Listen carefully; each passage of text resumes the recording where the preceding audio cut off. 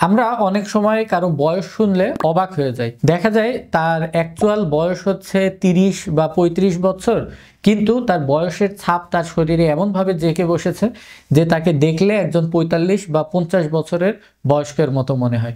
হতে পারে সেটা পুরুষ, হতে পারে সেটা মহিলা। আবার অনেক সময় এমনভাবেও আমরা অবাক হই, কারো দেখলে মনে হয় যেন তার বয়স ২৫ বা ২৬ হবে, কিন্তু আসলে তার বয়স ৪০-এরও উপরে।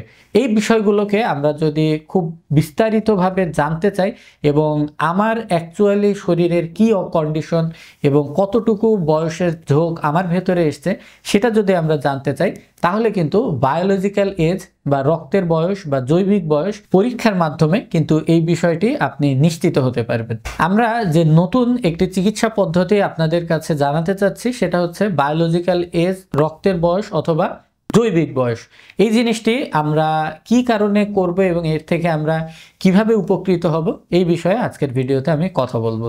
এই বায়োলজিক্যাল এজটা যদি আপনার জানা থাকে, সেক্ষেত্রে কিন্তু আপনি সতর্ক হতে পারবেন বিপদ আসার আগে। অর্থাৎ এটা আপনার শরীরের একটা আবহাওয়ার পূর্বাভাস হিসেবে কাজ করে।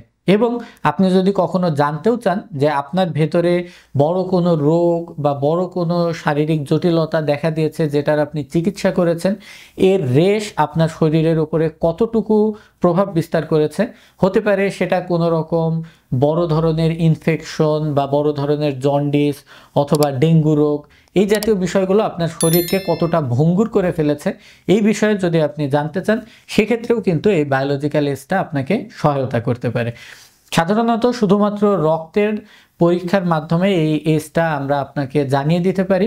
তবে দেখা গেছে যদি এটা ৩ থেকে ৫ বছরের বেশি আসে আপনার বয়সের তুলনায়, সেক্ষেত্রে কিন্তু আপনাকে দ্রুত চিকিৎসার শরণাপন্ন হওয়া উচিত এবং আপনার শরীরে কোনখান দিয়ে এই ক্ষয় রোগটি হচ্ছে সেটাকে আপনি যদি নির্ণয় করে রেগুলার এক্সারসাইজ, ঘুম এবং খাবার দাবারের বিষয়ে সচেতন হন, সেক্ষেত্রে কিন্তু আপনার এই বয়সটাকে আবার আপনার অ্যাকচুয়াল বয়সের কাছাকাছি নিয়ে আসা সম্ভব।